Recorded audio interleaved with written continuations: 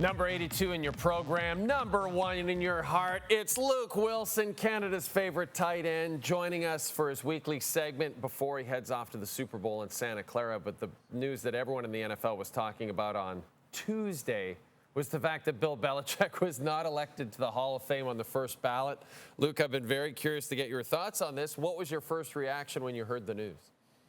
It's utterly ridiculous, Jay. Utterly ridiculous. And I can tack this from a variety of standpoints here. But first and foremost, what the biggest issue I have with it, and you see this also with the Pro Bowl, is it's degrading the system that we've had in. Like, I always thought of the Pro Bowl and the Hall of Fame as, obviously the Hall of Fame's better than the Pro Bowl, but like these great awards. And the Pro Bowl has kind of gone downhill for years now. But the Hall of Fame has just been this prestigious environment.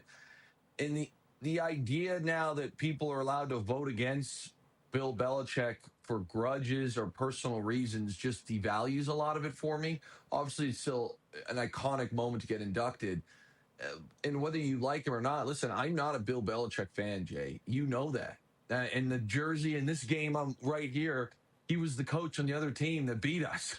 Like, I don't love the man. I really, I'm not a Belichick tree guy, but you got to put respect where respect is due. And I'll end with this. Anyone who wants to say, oh, well, he had Tom Brady. Well, does Joe Montana not get in because he had Jerry Rice or vice versa? Like, that's one of the most ridiculous things I've ever heard. So, again, I was pretty disheartened when I found out that there's, allegedly guys that are voting against or not voting for Bill due to personal reasons. I thought that was ridiculous. Yeah, or Deflategate or Spygate or whatever. It's just crazy. You also went to bat last week for Bills owner Terry Pegula when he made the decision to fire Sean McDermott. Now we know that he's decided to promote offensive coordinator Joe Brady to the head coaching job, signed him to a 5-year deal. What were your thoughts about that move, Luke? Very strange, Jay. Very strange. You said it last week. I was in the minority. I kind of liked that press conference. I liked how raw it was. But the general theme that I got was, hey, the message is stale. We can't get over the hump. Jay, explain to me, if the message was stale and we can't get over the hump, how hiring somebody from the McDermott tree who's literally been listening to the message is going to help that. And then the next thing is, one of the biggest points of contention has been the fact that Keon Coleman was drafted as high as he was and has been a healthy scratch. And it was pointed the finger that, the head coach wanted to do that. So did the head coach want to do it, but not the OC? I would assume the head coach also was in cahoots with the OC when pushing to draft Keon Coleman. Again, I'm not in there. I don't know. So to be honest, for me, Jay, I was a bit embarrassed because last week I felt pretty good about my Terry Pegula take, and I'm not feeling pretty good about it right now. Yeah. Because, again, and this is no shot at Joe Brady, I was really expecting like a new regime to come in, and it seems like we've kind of hired some of the old regime. It's a bit strange. I think you echo the sentiments of pretty much everyone in Bills Nation right now. Now, we still have 11 days to break down the Super Bowl matchup between the Seahawks and Patriots. I did want to ask you about Sam Darnold. Not just in the postseason, Luke, pretty much the whole regular season, especially toward the end. We've been waiting for that maybe inevitable collapse we thought was coming with Sam Darnold, especially after he failed at the end of the season with the Vikings last year. But it hasn't happened. In fact, Darnold was absolutely, as you would say, electric in the NFC Championship against the Rams. So does he have your full confidence heading into Super Bowl 60? Yeah, he does have my full confidence, but I'll say this, Jay. If we peel back the layers here, it's his toughest task. So do I expect him to be as, free and fluent and as easy as it looked against the Rams? No, but that's not a shot against Sam whatsoever. This defense in New England has quietly been unbelievable this year. There's just been better defenses. Seahawks being one of them when it comes to the Seahawks scoring defense. You look at the Texans, everything they did. You look at the pass rush with the Broncos. So those have kind of stole the spotlight.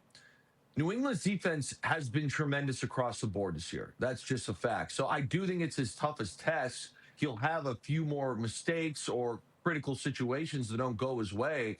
But as far as having faith in Sam, absolutely, 1,000%.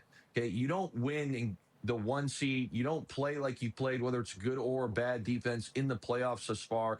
In crunch moments, I go back to the game against the Rams to end the regular season, where he was able to deal in overtime and kind of come from behind there. Obviously, the Rams game there, in the NFC Championship. I have a ton of faith in Sam Darnold to get this done, but I think it's going to be a much, much more difficult test than his last really 3 games, which was the Rams NFC, the Niners with their beat-up defense in the divisional, and the Niners at the end of the regular season as well.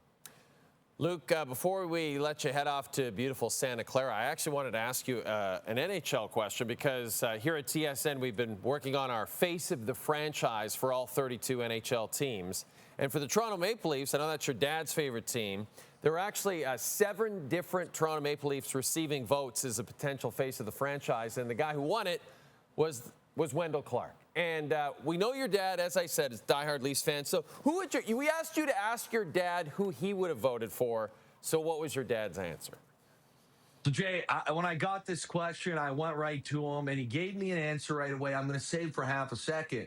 But then he felt, I think, a little guilty about it. So he gave me a bunch of honorable mentions. So Doug Gilmour's an honorable mention. He has Wendell Clark as an honorable mention. He had Daryl Sittler as an honorable mention. He also had, and help me with this pronunciation, Salming. Boria, yeah. Help me. Yes, okay. But he ended up going Dave Keon as the face of the franchise. He's a big Dave Keon guy. And that was his number 1 vote. Okay. And you know what? I think that's great. The Leafs were probably the most interesting team out of all 32 teams. Nobody had 7 different players getting potential votes as the face of the franchise. Hey, Luke, you're about to head with our entire TSN crew to Santa Clara. So, enjoy yourself. Maybe head to Haight-Ashbury. Maybe go check out the Grateful Dead's house. Maybe go to Swan or Oyster Depot. And just have a great time and make sure Duthie stays out of trouble, okay? I'll keep him out of trouble. Thanks, pal. And don't forget, we've got Super Bowl 60 right here on TSN. Can you believe it? From Levi's Stadium in Santa Clara, Sunday, February the 8th, the Seahawks remain 4.5-point favorites over the Patriots, according to our friends at FanDuel. You can catch our coverage beginning at 6:30 p.m. Eastern Time.